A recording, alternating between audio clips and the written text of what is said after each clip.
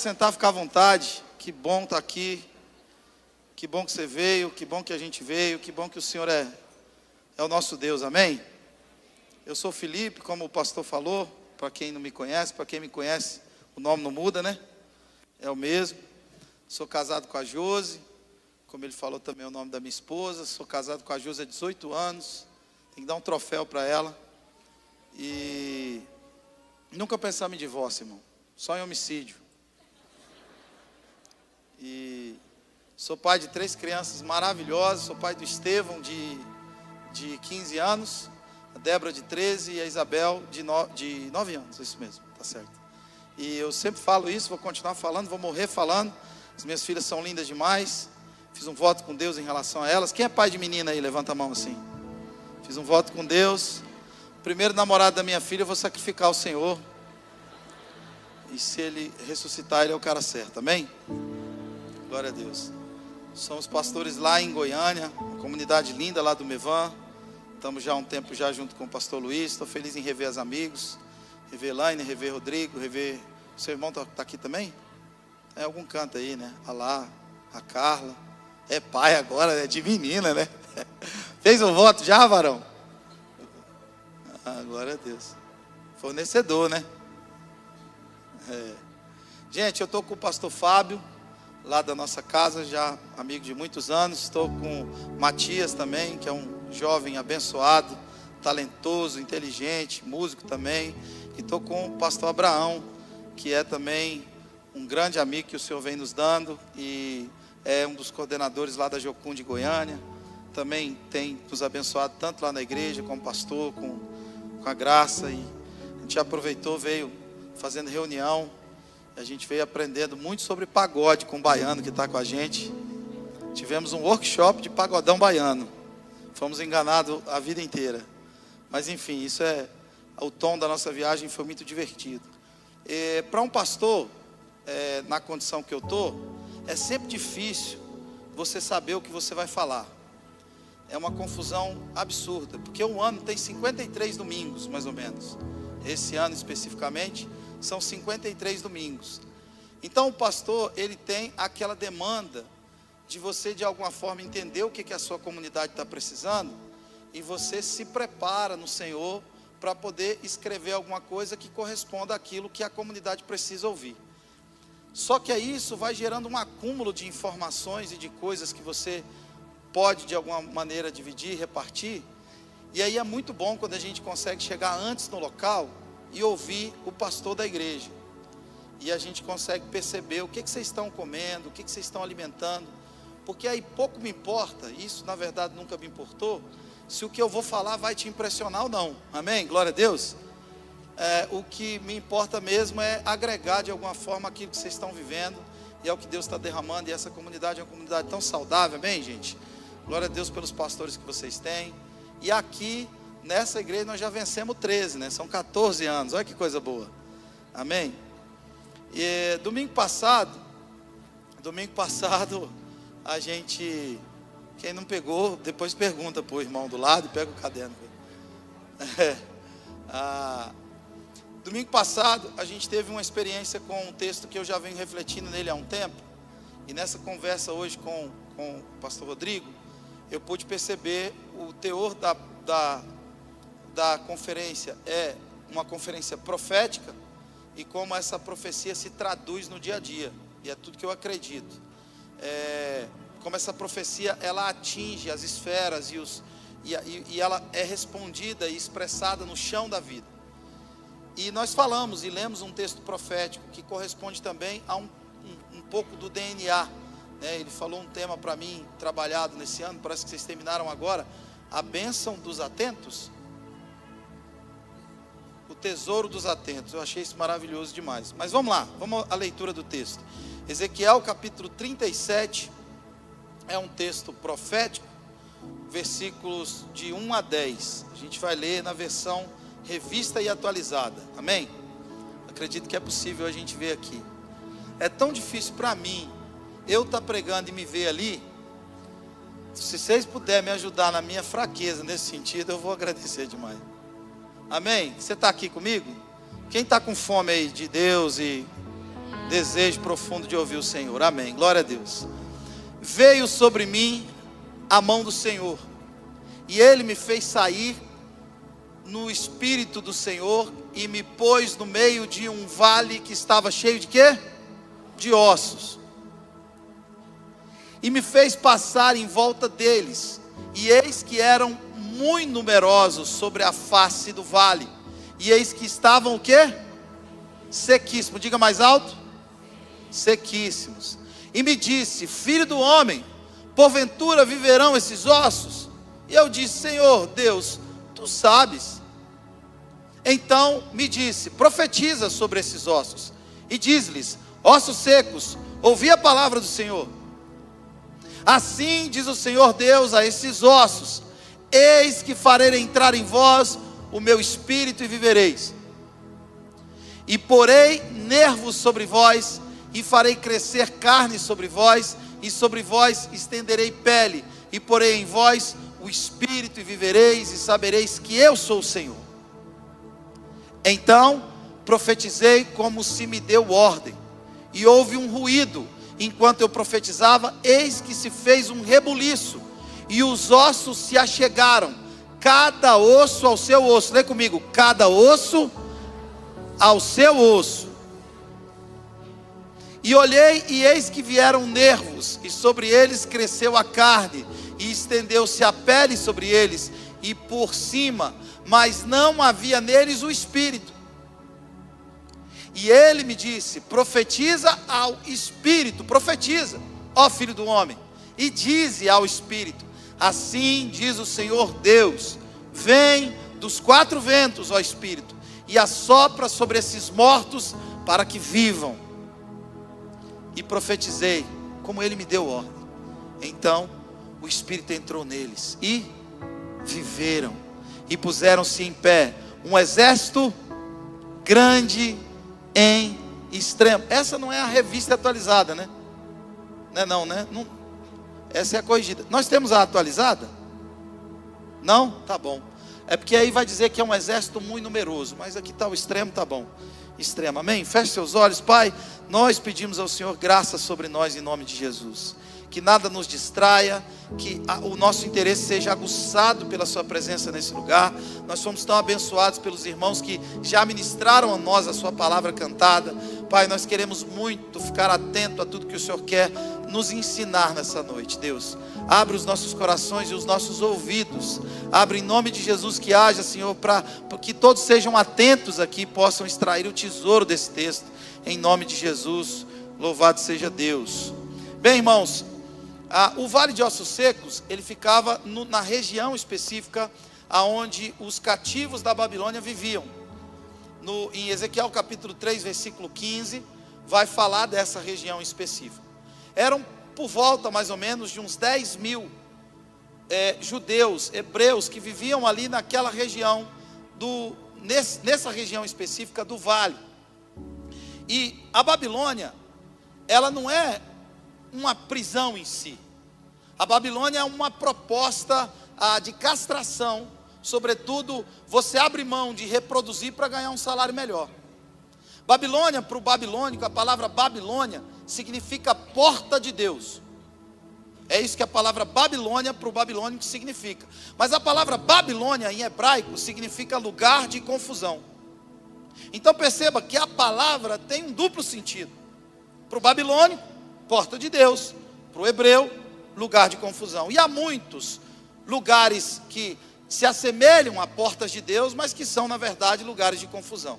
Bem, o que é a Babilônia? Babilônia é um regime, um sistema de controle e manipulação. Não é basicamente um local geográfico. Eu não queria que você se atentasse a isso. Mas é um sistema. Em Babilônia, a primeira coisa que se fazia era trocar o nome, ou seja, produzir uma interferência direta na identidade de quem quer que fosse. Porque fazendo isso, quando muda e altera, descaracteriza a sua identidade, automaticamente eu desvirtuo você do seu propósito. E o propósito da Babilônia era, consequentemente, enriquecer cada vez mais aquele regime. E essa figura é uma figura importante. Além de ser uma figura histórica, ela é uma figura também escatológica. a Babilônia vai cair, a meretriz, essa figura babilônica. Qual que é o problema da Babilônia? Ela se parece muito com Jerusalém, ela tem uma similaridade. Sobretudo, era um lugar que não produzia nenhum tipo de progresso no sentido da linhagem. Estão comigo aqui, amém? Bem, Ezequiel é o profeta que, de alguma forma, é escolhido por Deus para acordar esse povo que estava lá. Por que acordar?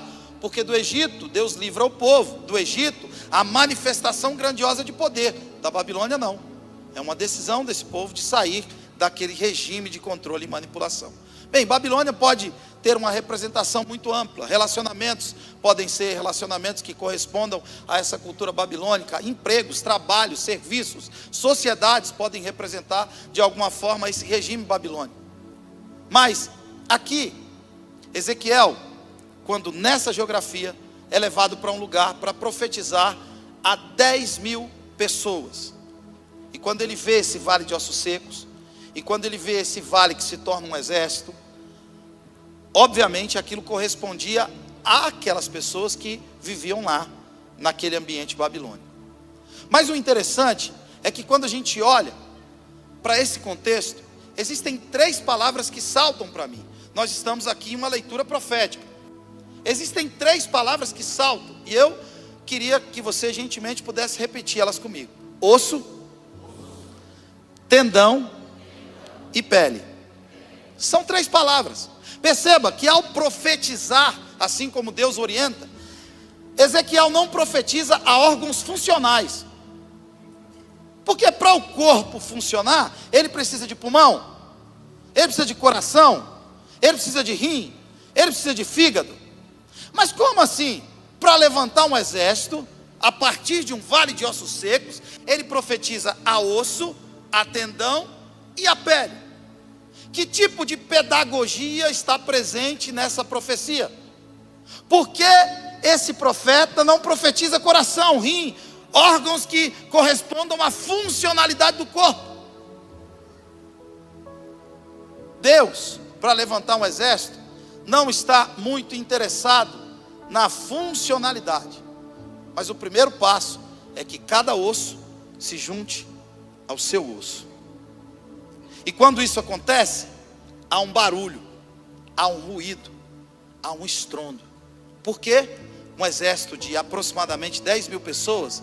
Então a gente vai imaginar esses ossos correspondentes a 10.000 pessoas procurando cada um seu osso. Agora, o que é interessante da estrutura óssea do corpo humano é que nenhum osso é igual ao outro. Sabia disso?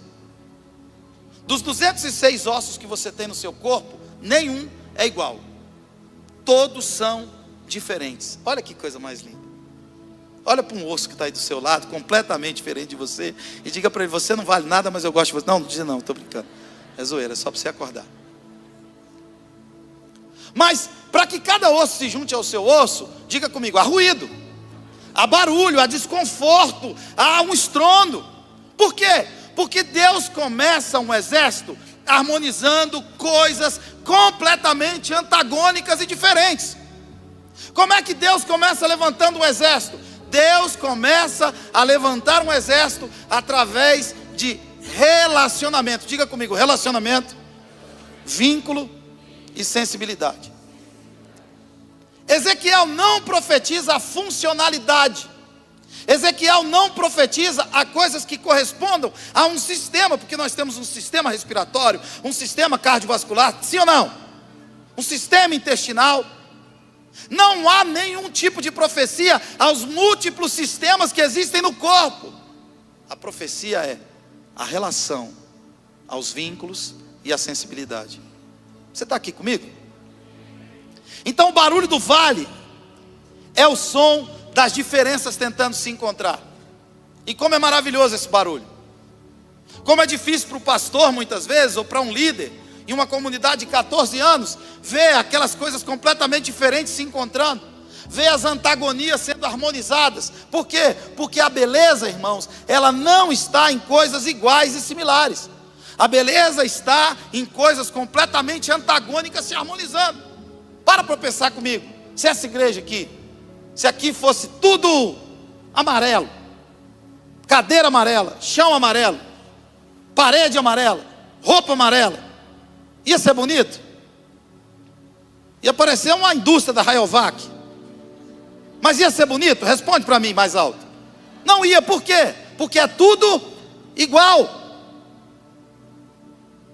Um arquiteto, ele não é bonito porque faz uma coisa, sabe, uniforme, igual. O trabalho de um arquiteto, tem algum arquiteto aqui? Tem? Tem, ali. Tem outro também. Ele nem quis levantar a mão, a esposa que fez assim. Vai que me pede alguma coisa aqui, né, irmão? Igreja pede mesmo, viu? Já pede? Já pediram? Já? Pede, não, pede mesmo, né, pastor? Fazer lugar bonito não é para vocês. Meus arquitetos, eu já perturbei todos. Falta tu agora, que o pessoal lá está carregado de serviço. Mas olha só, o que o arquiteto faz? Ele harmoniza o marrom com cinza, com amarelo, com verde, com lilás. Qual que é a beleza da eternidade? A beleza da eternidade é saber que o céu é tão diverso quanto a flora. Presta atenção, não há impossibilidade de alguém abrir o livro. João vê um cordeiro como tendo sido morto. E o que significa esse cordeiro? A sua disposição de comprar toda tribo, toda língua, toda raça, todo povo, toda nação. Agora, como é que João percebe que naquele ambiente celestial tinha tribo, raça, nação, povo e gente de tudo que é cor, gente de tudo cabelo diferente, olho diferente, pele diferente? Sabe por quê? Porque Deus se cerca de diferença, irmãos. E o céu, ele é tão diverso quanto a fauna e a flora. Não existe a possibilidade de formar um exército sem a disposição de ouvir um barulho, onde as antagonias são harmonizadas e elas se encontram. E o lugar bom para isso acontecer é a igreja. O cara que está do seu lado é totalmente diferente de você. A pessoa que trabalha com você. E onde isso acontece com uma frequência assim absurda, irmão? No casamento. Rapaz, Deus capricha no casamento. Porque homem e mulher, ou coisa completamente diferente uma da outra. Quer ver no mercado? Segunda-feira está no mercado. A mulher está comprando segunda, já pensando o que é que ela vai cozinhar domingo. E o marido está pensando como é que ele vai pagar o resto das contas. Irmão, entender mulher é a cor mais complicada da vida. E parece que quando você está quase conseguindo, dá um boot e volta do zero de novo. É assim ou não é, maridão? Então preste atenção.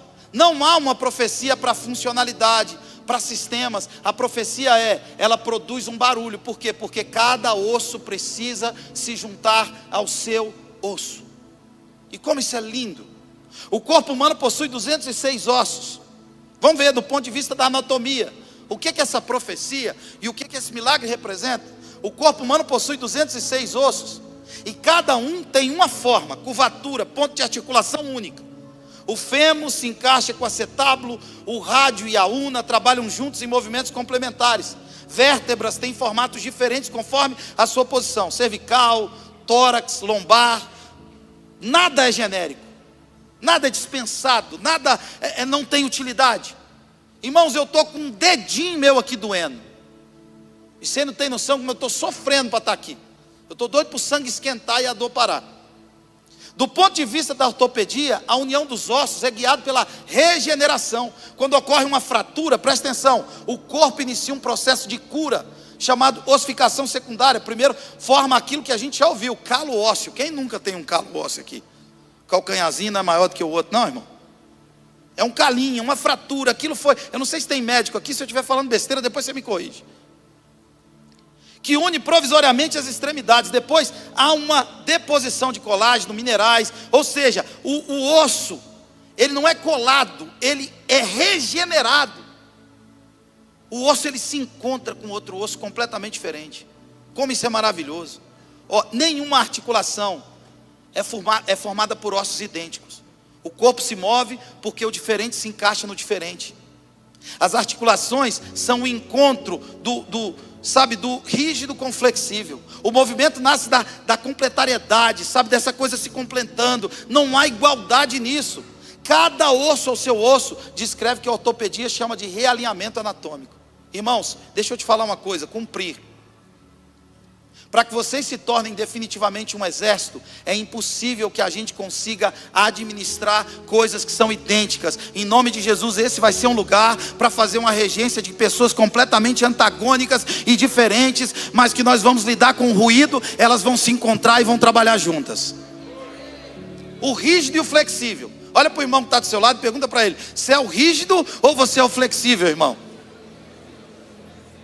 Eu não sei, mas sei que um precisa do outro. Todo flexível precisa de um rígido do lado. Sim ou não? Toda articulação tem que ter uma base.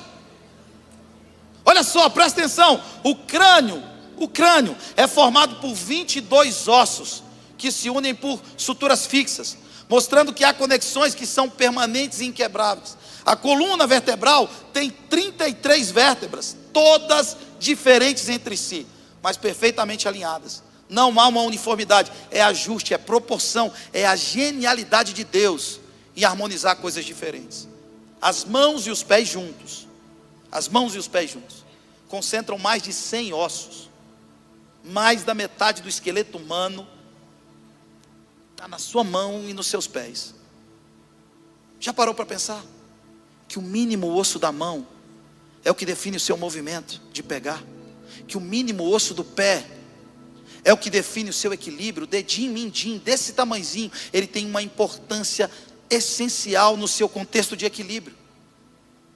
Cada osso é o seu osso. Eu queria que você imaginasse, irmão, 206 ossos, 10 mil, um exército muito numeroso. Imagina aí, são 206 mil ossos, multiplicado por 10 mil. Eu queria que você imaginasse isso. Usa a sua imaginação santificada para imaginar a barulhada desses ossos se encontrando, cada osso ao seu osso.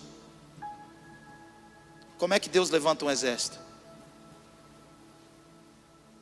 Deus não está preocupado com o sistema, com a funcionalidade. Sabe o que Deus está preocupado?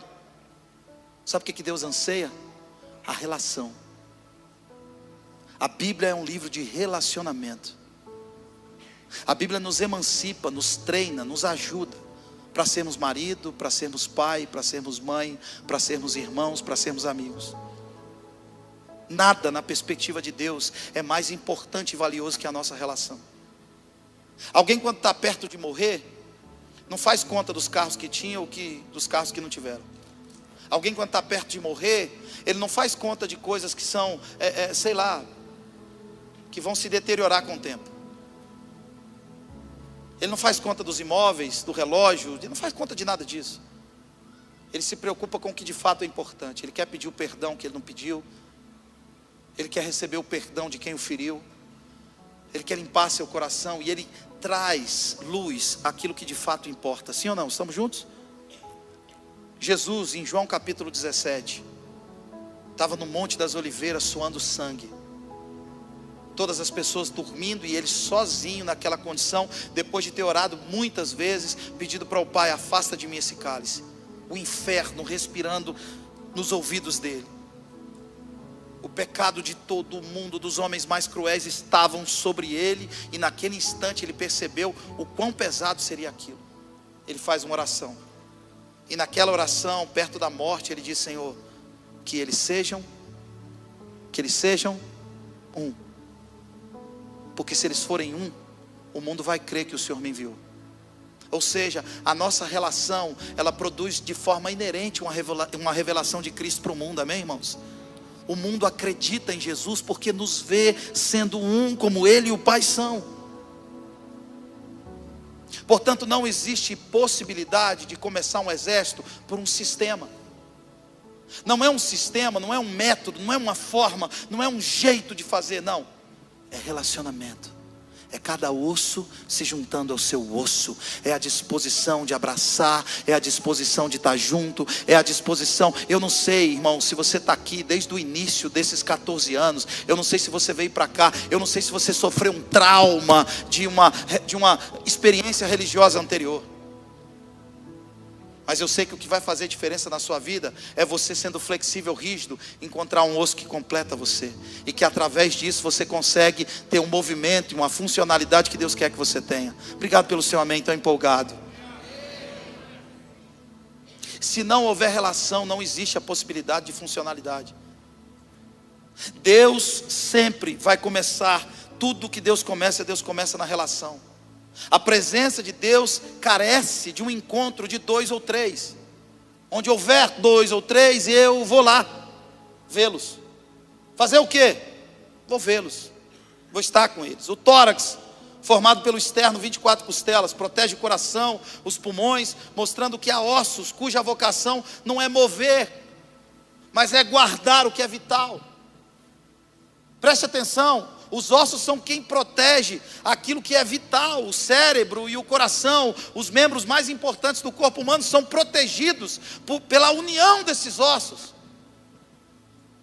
Proteção, relação, encontro de antagonia. Vocês estão comigo aqui? Amém? Depois, a gente tem, eu não sei se é possível colocar o versículo 7 e 8 de Ezequiel 37. Se a gente puder colocar, eu agradeço.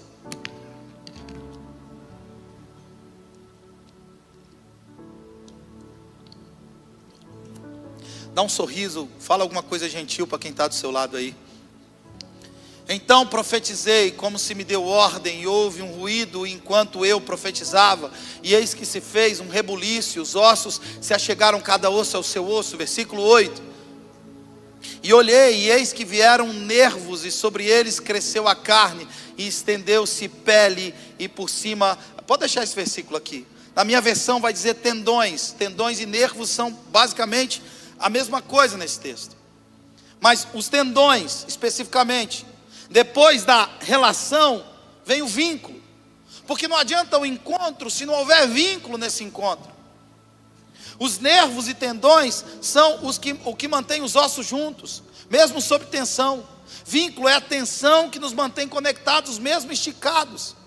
Não basta uma igreja de encontros semanais, a gente precisa de vínculos que produzam movimento e sustentação. Não basta conhecer só a nuca de quem senta na sua frente. O que são vínculos? É muitas vezes uma programação estabelecida e oferecida, e as pessoas estão dizendo, eu não consigo me encontrar. Nós lá temos grupos de convívio, talvez aqui tem células, ou um outro nome dado a isso. Existem as programações, o Family Day, o Corre Mevan, qualquer outra coisa que se tenha. Para quê? Para que isso de alguma forma produza vínculos. Irmãos, eu vim de Israel agora, recente, tem pouco tempo, dias. E eu nunca tinha ido a Israel. Eu sempre tinha as minhas aversões profundas a quem voltava de lá e virava judeu quando ia a Israel uma vez. Voltava com talit, quepá, tocando... Nada contra o meu amado amigo que toca o seu chofar, fica tranquilo. Mas voltava, virava uma orquestra de chofar na igreja, né? Um ou outro que tem essa vocação profética, intercessória, glória a Deus por isso, pelos irmãos que fazem isso. Mas era uma coisa que voltava, sabe, era muito, e era uma coisa de arca da aliança em cima do altar. Quem já viu isso? Comunga comigo, que já viu essa doideira toda. Mas aconteceu, e eu fui para Israel, em uma viagem muito abençoada. Fui a convite do Tel Hayashi e do próprio governo de Israel, um grupo de influenciadores lá, um grupo de influenciadores americanos, mas não é essa a questão. A minha viagem tinha um cunho específico, de alguma forma, ajudar na narrativa. Nós tivemos um encontro com o que o Hamas fez, e é extremamente repulsivo e nojento. Eu não consigo conceber a ideia de que alguém apoie um grupo como esse. De verdade, é inadmissível isso, mas não é a pauta que eu quero entrar. Eu vi um povo que tem 4.000 anos, e que há 4.000 anos, nos dias que eu fiquei lá, tiveram praticamente, isso não era nem para eu falar agora, para eu falar lá na frente, mas tiveram 3 feriados em 11 dias. Depois eu falo desses feriados. Mas a intencionalidade para que aquelas relações se tornem vínculos. Irmãos, hoje a gente tem um problema na igreja chamado trânsito religioso. As igrejas, normalmente, eu não sei se o Medina passa isso aqui, mas normalmente as igrejas, elas nem crescem tanto. É claro que uma comunidade saudável cresce, mas a gente tem uma dificuldade profunda, especialmente em Goiânia, vou falar da minha cidade. Às vezes chega 30 pessoas de uma comunidade onde lá aconteceu um escândalo e aquelas pessoas tiveram que se mover de lá e migrar para um outro lugar. Vocês estão aqui comigo? E eu sei que eu estou falando para uma comunidade madura. As pessoas não têm mais vínculos. Elas entram e saem de um lugar e você nem sabe. Ela entrou, saiu e pronto, e foi. Acabou. As nossas relações, se elas não forem transformadas em vínculos, o que é o tendão? O tendão é aquilo que possibilita aquele osso de ter movimento. Sem vínculo, irmão, não há um movimento correto. Sem vínculo, não há uma expressão que produza, sabe, uma relevância. Para que a gente de fato seja a igreja do Cristo, para que a gente de fato seja a comunidade, a fraternidade do eterno, nós precisamos entender o teor e a pedagogia dessa profecia. Primeiro é relação, mas depois é tendão, é vínculo. Nós precisamos aprimorar o nosso vínculo, e eu profetizo aqui em nome de Jesus, que as relações de vocês, que os vínculos de vocês vão ser para mais de 50 anos, em nome de Jesus. Não serão relações superficiais, onde você está em busca da prestação de um serviço religioso, onde você quer consumir um culto. Não, irmão, você vai vir para cá, e você vai encontrar o seu osso, vai haver vínculo entre vocês, vai haver movimento entre vocês, e esse movimento independe da agenda dominical. Tendão, vínculo. Na anatomia, os tendões são cordões fibrosos de colágeno que ligam os músculos aos ossos. Eles são diferentes dos ligamentos que ligam os ossos aos ossos. Os tendões transmitem a força do músculo para o osso permitindo o movimento. Sem os tendões, os ossos não saem do lugar. Seria uma estrutura rígida, imóvel, uma igreja celebrando e cumprindo uma rotina religiosa. Eu amo, cara, quando eu vejo o povo na casa do Fábio, o Fábio na casa do povo, o Abraão, o povo lá na Jocum. Eu amo não ter que controlar isso. Eu acho isso maravilhoso. Eles não dão forma, mas eles dão função, não aparecem, mas fazem tudo acontecer. São tecidos de alta resistência e baixa elasticidade, ou seja, suportam tensão sem romper facilmente. Os tendões representam os vínculos relacionais que sustentam o movimento do corpo espiritual. Eles são o meio invisível pelo qual a força do Espírito Santo se manifesta em ação. Deus, ao ordenar que cresçam nervos e tendões, Ele está restaurando a capacidade do movimento, não apenas de estrutura. Os tendões unem força e estrutura. Na medicina, eles tornam o corpo ativo em movimento. No espírito, eles tornam o corpo relacional. Deus não une ossos por rigidez, mas por vínculos que suportam tensão. Eu vim aqui para profetizar, isso é uma conferência profética. Eu profetizo em nome de Jesus que cada osso se encontre com seu osso, e que haja vínculo entre vocês, e que haja um movimento intencional, maduro, profético nessa cidade em nome de Jesus. Na fisiologia, o corpo não cria tendões do nada. Ele os regenera a partir de células chamadas tenocitos, que produzem novas fibras de colágeno. Esse processo é lento, ele é preciso e ele exige alinhamento. Presta atenção. Eu sei que esses termos são técnicos, mas eu queria entender os pormenores disso. Eu disse, eu preciso entender o que aconteceu. E por que não tem fígado? Por que não tem coração? Por que não tem pulmão, Abraão? Como é que Deus levanta um exército profetizando osso, nervo e pele? Qual é a pedagogia de Deus atrás desse negócio? O que essa profecia me traz como pastor, como líder, como membro de uma comunidade local?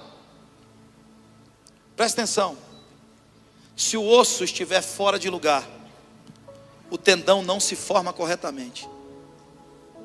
Sabe por que tem gente que está 10 anos expulsando os mesmos demônios? Que não consegue funcionar em lugar nenhum, que não consegue dar a resposta. Parece que Deus mudou de ideia em relação à promessa que Ele te fez. Parece que as profecias que você recebeu não conseguiram ser cumpridas. Sabe por quê? Ninguém se auto-envia. Sabe por quê? Não há cura fora da comunhão. Não há cura fora da comunidade.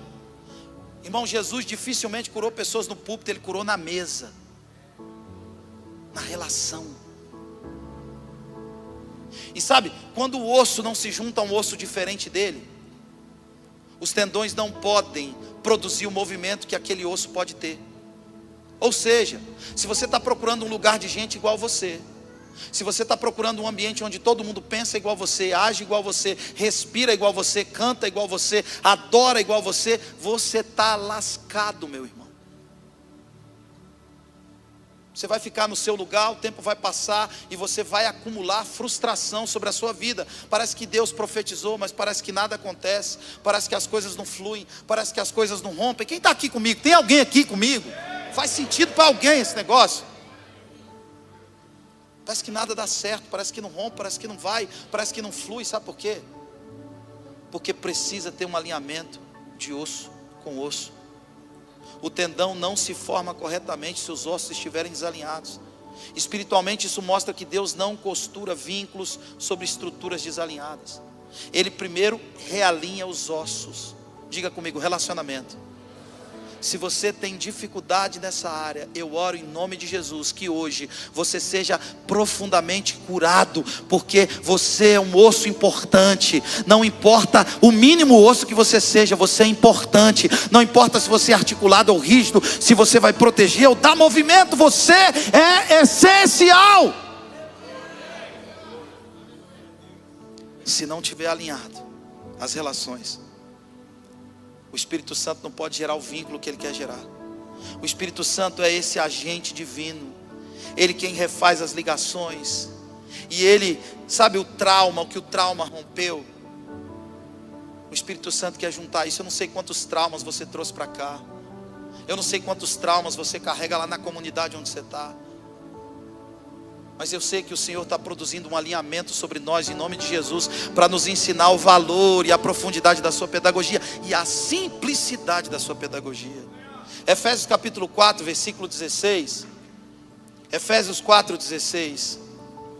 Aleluia. Do qual todo o corpo bem ajustado e ligado pelo auxílio de todas as juntas. Todo o corpo o quê?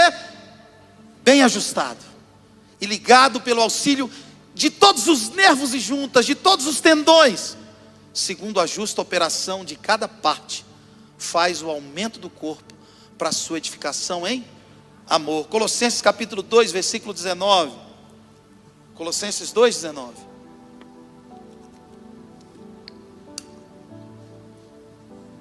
E não ligado à cabeça, da qual todo o corpo provido e organizado pelas juntas e ligaduras, vai crescendo em aumento de Deus. Glória a Deus. Olha só, as relações precisam estar ajustadas. E esse é o nosso investimento máximo. E nessa conferência profética é justamente o que eu profetizo. Cada osso é o seu osso, em nome de Jesus. Para quê? Para que o Espírito Santo possa liberar vínculos. Que vínculos aconteçam. Aquela frase que é meio piegas, mas ela é verdadeira. Deus não une pessoas, Ele une propósitos. Pessoas completamente diferentes. Eu gosto de uma frase que eu nem sei de quem é, mas quando dois líderes pensam igual, um deles é desnecessário. E uma das coisas que eu aprendi lá, numa aula com o rabino, num Shabbat, ele falou assim: é normal, numa cultura judaica a gente discordar. É normal, ele é normal. A gente faz isso da forma mais respeitosa possível. A gente se junta e a gente tenta entender o ponto de vista um do outro. Sabe qual é a etimologia da palavra entender? Entrar na tenda. Entrar na tenda. Entender. Se a gente ficar procurando lugar de gente igual, irmão, a gente vai morrer na praia, vai morrer no vale, sendo ossos sequíssimos, sendo crente, cumprindo uma rotina religiosa, sendo consumidor de conteúdo evangélico. E Deus chamou você para ser um exército. Deus chamou você para ser uma resposta. Deus chamou você para produzir vida na sua família. Deus chamou você para que você seja a habitação do Espírito de Deus. Deus chamou você para que você seja o ponto de encontro entre céu e terra, um canal de Deus na vida de quem quer que seja. A profecia de Ezequiel 37 simboliza o retorno do povo do exílio da Babilônia. O profeta estava anunciando que Deus restauraria a unidade nacional e espiritual de Israel, transformando ossos dispersos em um corpo com propósito e com movimento. Agora, a gente vem em versículo 8 de novo, se a gente puder, 37, 8. O aspecto fascinante de tudo isso é que depois que vem osso, é que depois que vem nervo, carne, músculo, depois que vem nervo, aí vem o último estágio desse negócio, E olhei, e eis que vieram nervos sobre ele, e cresceram a sua carne, e estendeu-se sobre eles o quê? A pele. Diga comigo, pele. A pele representa a sensibilidade. É o que nos faz sentir o frio, o calor, o toque, o abraço. Enquanto buscamos apenas funcionar, a gente perde a capacidade de sentir. E a gente crê muito que a gente vai ser um exército se a gente funcionar. Tem que funcionar. Eu quero me sentir útil. Eu estou me sentindo inútil. Isso é o que eu mais escuto às vezes. Pastor, eu queria tanto me sentir útil. Eu me sinto que não faço nada aqui dentro. Você está procurando gente igual, cara. Se você achar um diferente, você nunca vai precisar disso aqui para funcionar. Você nunca vai precisar de um ambiente desse para funcionar. Sabe por quê? Porque você vai espalhar amor aonde você for. Vocês vão produzir vida na vida de alguém. Vocês vão trazer um monte de projeto aqui. Pastor, nós queremos abraçar. Nós queremos limpar a casa de idosos. Nós queremos abraçar empresários. Dá um amém aí. Você encontra no outro o propósito que é de vocês. Você encontra no outro um propósito que não é meu, é nosso. Uma missão que não é minha, é nossa. Uma tarefa que não é só minha, é nossa. E aí quando o vínculo vem, o movimento vem. E aí, essa coisa essencial, a pele, a sensibilidade. Deus não quer apenas que a gente funcione, Ele quer que a gente sinta. Família, igreja, ministérios endurecem quando perdem a sensibilidade.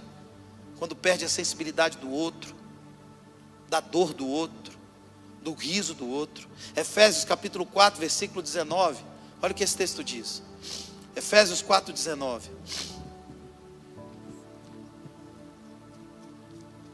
Essa versão me quebra. Nós temos outra, NVI? Tem, bota ela então, deixa eu ver. Aqui, obrigado pela NVI, Senhor, obrigado. Lê comigo então, 1, 2, 3. Tendo perdido toda a sensibilidade, eles se entregaram à devassidão, cometendo com avidez toda espécie de impureza. O que eles perderam? A sensibilidade. Em algumas versões, na revista atualizada, vai dizer que eles se tornaram insensíveis. E porque eles se tornaram insensíveis, eles se renderam a todo tipo de impureza. Presta atenção, existe uma síntese do Evangelho. E essa grande entrega do Evangelho nas cartas paulinas, certamente você vai encontrar na carta de Romanos. O capítulo 12 é uma síntese do Evangelho. E nesse resumo, nessa genialidade de Paulo ao escrever esse capítulo em específico, ele nos pede para fazer um exercício de sensibilidade. Ele nos diz: alegrem-se com os que estão alegres e chorem com os que choram. Presta atenção, olha o pedido de Paulo. Se alegrem com quem se alegra, mas chorem com quem? Eu já chorei por muita coisa. Eu acredito que você também.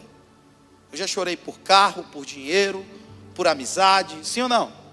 Por cachorro, porque eu perdi um voo, porque eu perdi um ônibus, porque eu perdi dinheiro. Eu já chorei por muita coisa.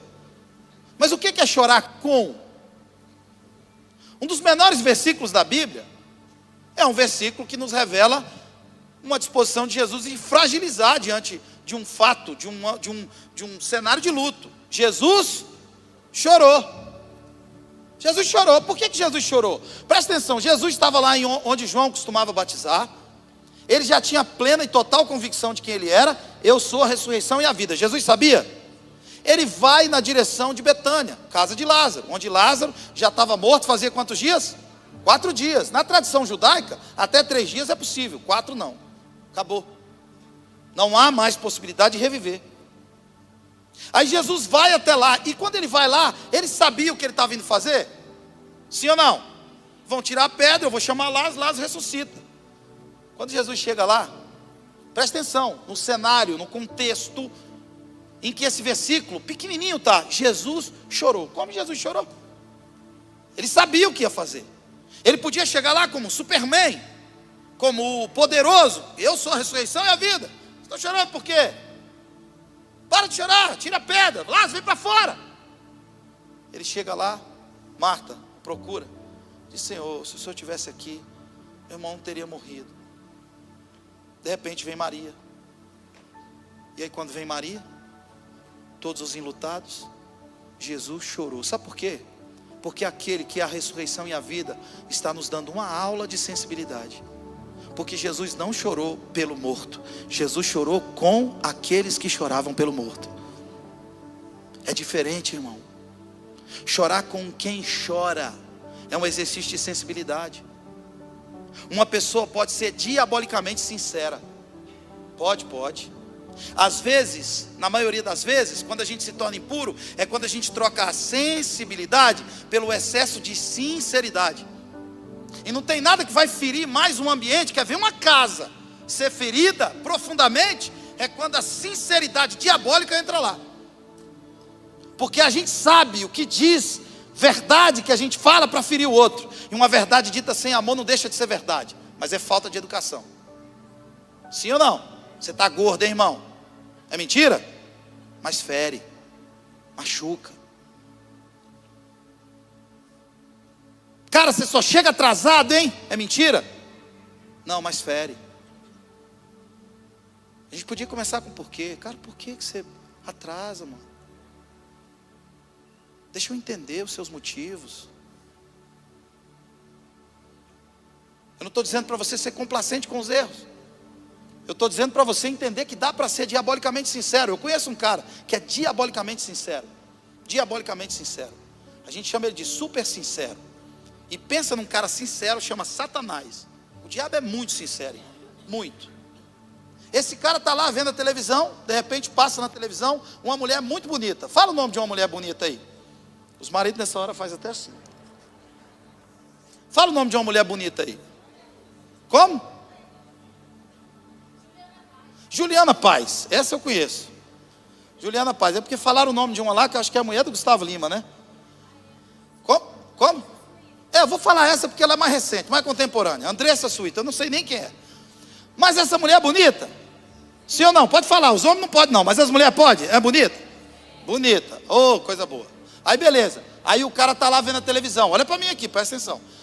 Como é que ele é diabolicamente sincero? Ele está lá vendo a televisão, passa a Andressa Suíta. Aí ele fala assim: ô mulher bonita. A mulher dá uma olhada. Ele fala: você nunca vai ser bonita igual essa mulher? Deixa eu fazer uma pergunta para você. Ele está mentindo? Fala mais alto. Ele está mentindo? Não, mas ele está sendo diabolicamente sincero. Significa que você pode ser diabolicamente sincero, se tornar insensível e se render à impureza. Vai com a sua sinceridade e tudo. Pele. Sabe qual é o músculo que a gente tem que treinar no meio de uma comunidade? Depois da relação, depois do vínculo. Ah, irmão, quer ver um casamento quando perde a sensibilidade? Quer ver um casamento quando substitui a sensibilidade pela sinceridade? Quer ver irmão com irmão? Porque uma das tarefas mais difíceis de um pai é fazer os irmãos dele entender, é fazer os filhos dele entender que eles são irmãos. Como é difícil isso, meu Deus do céu. E quando eles perdem a sensibilidade. Um dia o Estevão passou mal, quando eu cheguei em Goiânia. Ele passou muito mal. Na verdade eu achei que eu ia perder meu filho. Essa é uma história que mexe muito comigo. Meu filho ficou pálido, branco. A gente tinha vindo de uma transição terrível, cara. Assim, Deus falou comigo, mas como foi difícil essa mudança. Minha mudança atrasou, a do Fábio também. Nós eu morava numa casa em Itajaí, acho que tinha quase 500 metros. Eu fui morar num Airbnb de 70 metros quadrados, sem nada nosso. E naquele afã de igreja e tal, aquela loucura. E o Estevão odiava Goiânia. Meus filhos não suportavam aquele lugar. E aí o argumento que eu usei foi: filho, você vai ficar perto do seu avô e tal, o pai da minha esposa vai ficar perto do seu avô, perto do seu avô, perto do seu avô, beleza.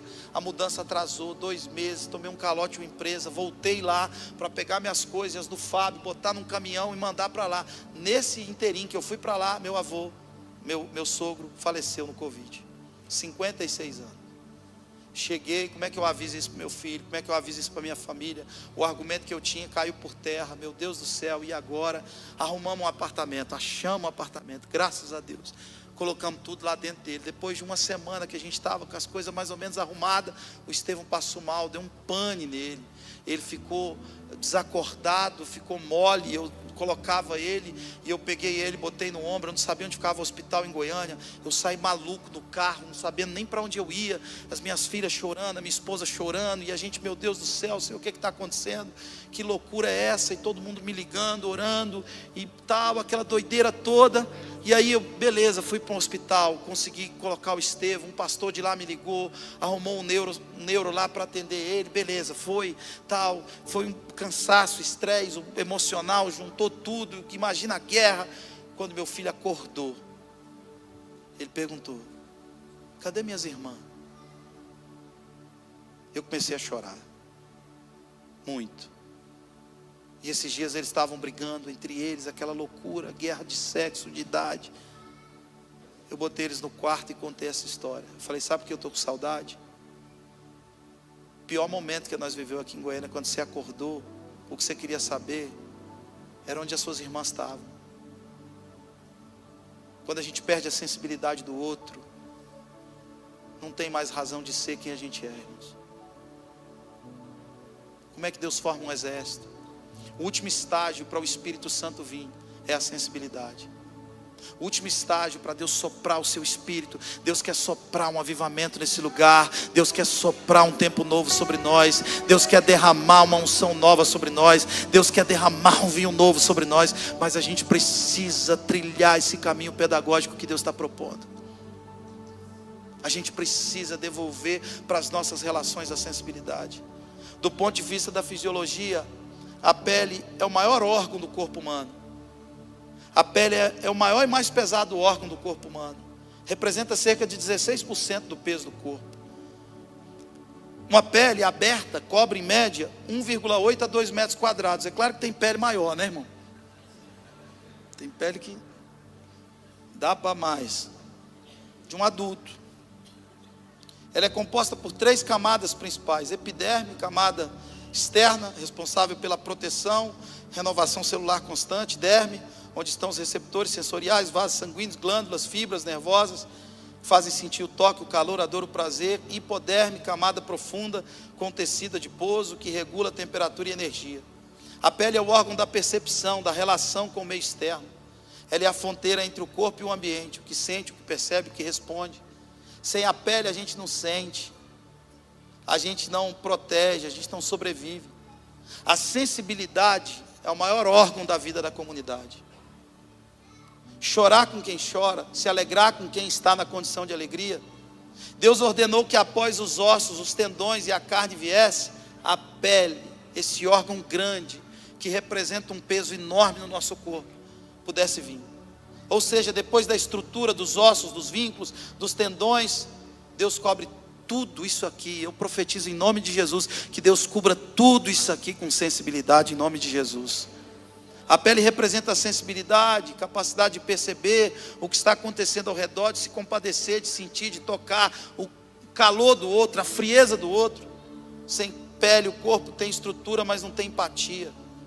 Sem sensibilidade há movimento, mas não há propósito comum. Por isso a sensibilidade precisa ser a maior coisa entre nós. Como a pele é o maior órgão do corpo, a sensibilidade é o que faz o corpo perceber todas essas coisas. Ela evita necroses, queimaduras. A sensibilidade é o que faz perceber o milagre no ordinário, a provisão na vida do outro. O outro trocou de carro, o outro arrumou um emprego melhor, o outro casou, está grávido, aleluia! Sem isso a vida perde o sentido. Por que a gente está aqui? Se a gente não tiver, irmãos, em nome de Jesus, em nome de Jesus, que a gente não perca a sensibilidade, que a gente não perca a mesa, porque quando a gente perder isso, a gente está perdendo a alma, mesmo ganhando o mundo inteiro. Se a gente não tem sensibilidade, a gente não vai perceber que 5 pães e 2 peixes na mão de um garoto. Porque para entender um garoto que tem 5 pães e 2 peixes, no meio de 20 mil pessoas com fome, você tem que ter sensibilidade. Não, um crente com fome faz barulho demais. Você leva 10 crentes para comer uma pizza na sua casa. Deixa a pizza atrasar. Cara, como a bolacha da sua filha.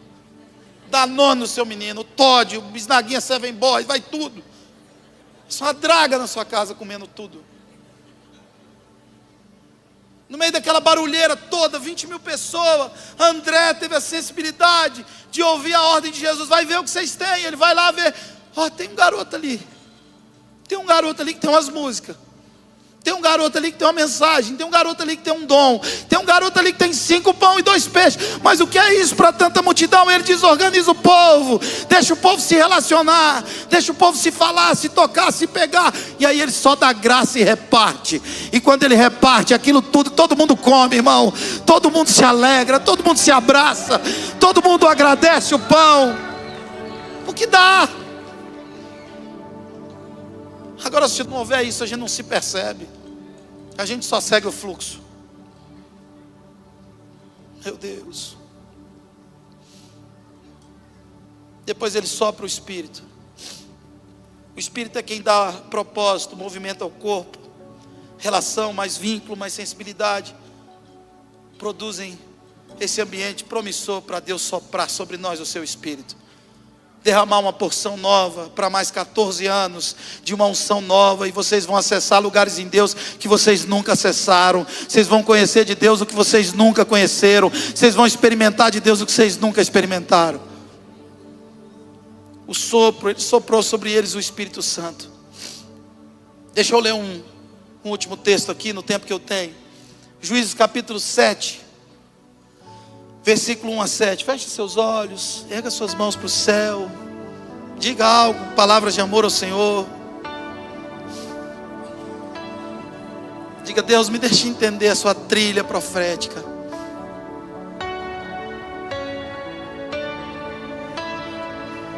Adore o Senhor por um instante.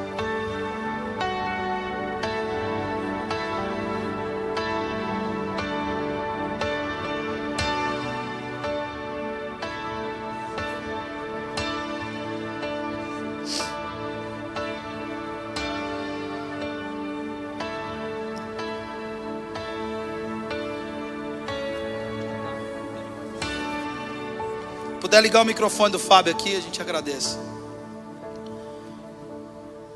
Glória a Deus. Juízes capítulo 7, versículos do 1 ao 7.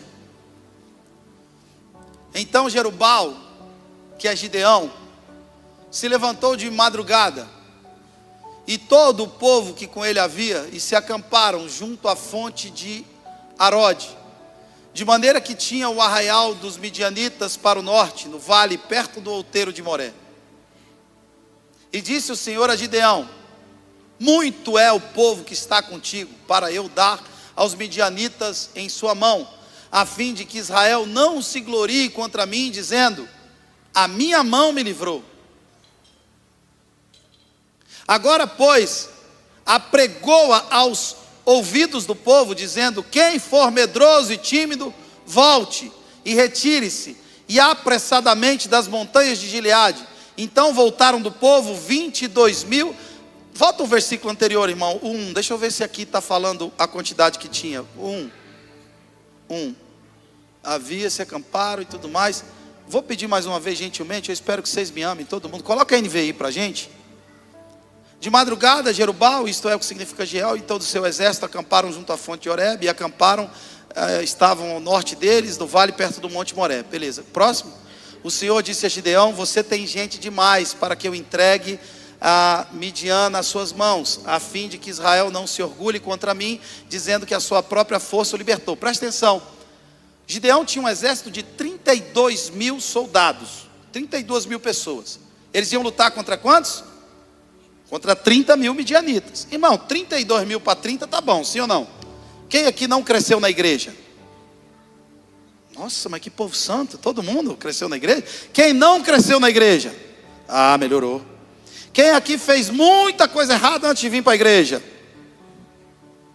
Quem aqui já brigou na rua?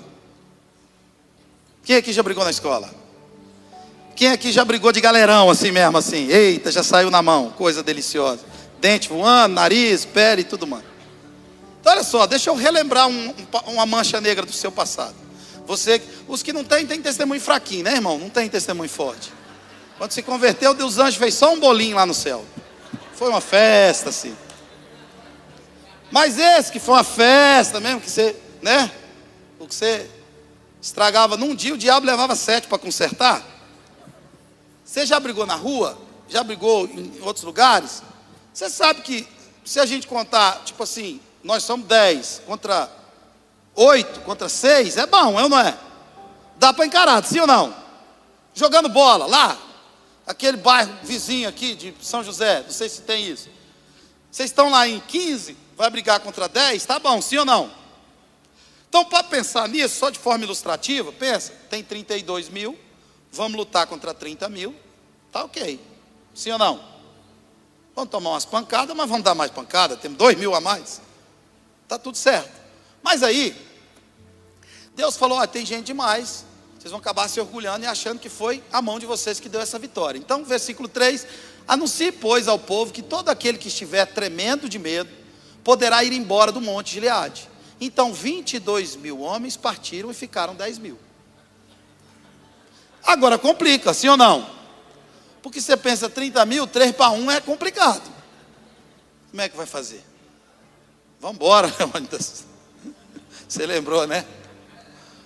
O Senhor tornou a dizer a Gideão, ainda há gente demais, desça com eles à beira da água, e eu separarei os que ficarão com você. Se eu te disser, este irá com você, ele dirá. No entanto, se eu disser, este não irá com você, ele não irá. Assim Gideão levou os homens à beira da água, e o Senhor lhes disse, separe os que beberam a água, lambendo-a como faz o cachorro. Aqueles que se ajoelharem para beber, o número dos que lamberam a água e levaram-no com suas mãos à boca, foi de 300 homens. Os demais se ajoelharam para beber. O Senhor disse a Gideão, com os 300 homens que lamberam a água, livrarei vocês e entregarei os midianitas nas suas mãos. Mande para casa todos os outros homens. Eu não sei se Gideão ficou com raiva desses 300 ou ficou com raiva de Deus. Mas eu quero que você perceba uma coisa aqui para a gente terminar isso aqui. Medrosos foram embora, distraídos foram embora, e ficaram quem? Ficaram 300 homens que se tocavam, que se conheciam, que se abraçavam, que tinham sensibilidade, que tinham relação, que conseguiram perceber aquele ambiente ao redor. Deus não precisa de uma multidão de gente mal resolvida, de gente distraída. Deus precisa de gente que se toque. O exército que Deus forma em relacionamento, vínculo e sensibilidade é de gente que tem disposição realmente de perceber o que está acontecendo à sua volta. Você está aqui comigo? Não é com a palma das mãos que você acessa a terra prometida. Foi isso que ele disse? Onde você colocar a palma das suas mãos, o Senhor vai te dar? É onde você colocar o quê?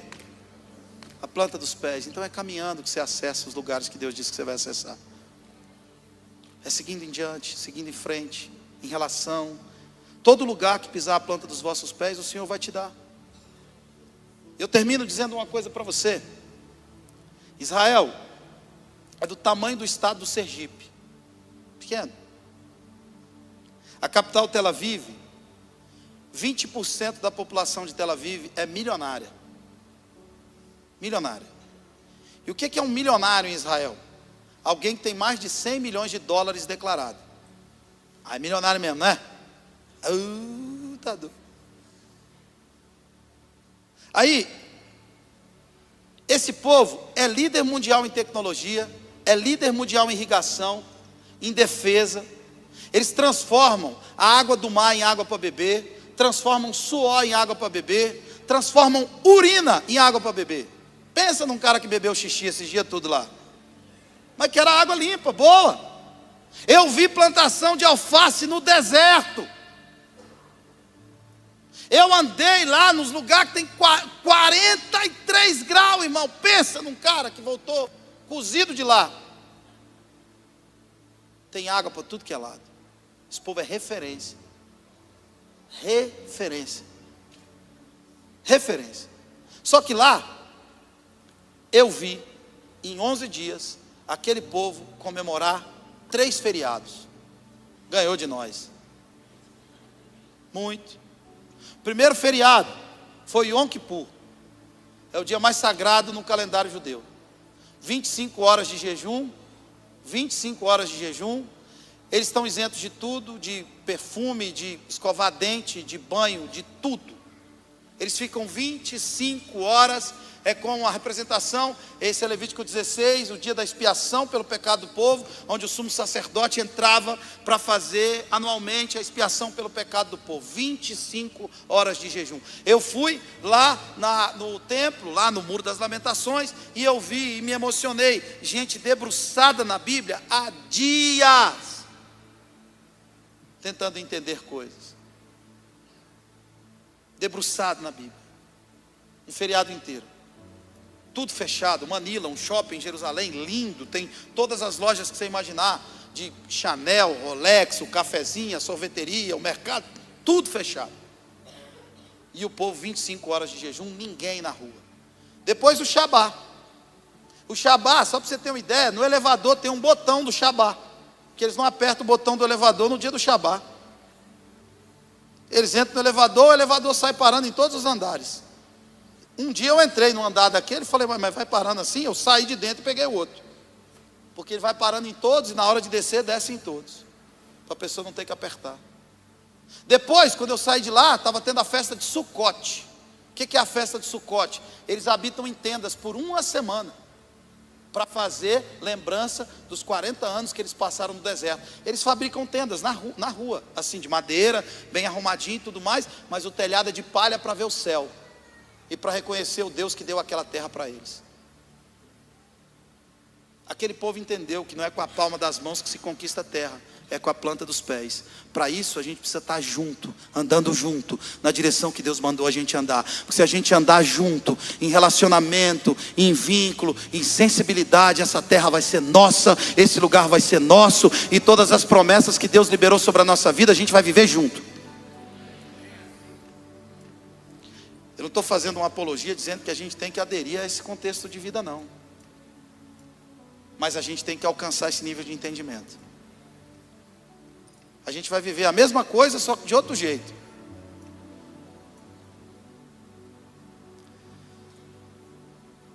Jesus começou com 12, depois ele foi para 120. Eles cresceram de casa em casa, partindo pão, mantendo os vínculos. O reino se multiplica pela profundidade desses vínculos, não pela quantidade das reuniões, não pela funcionalidade daquilo. Isso é importante, mas é secundário. Deus não precisa de um vale funcional, mas de um povo que se relaciona.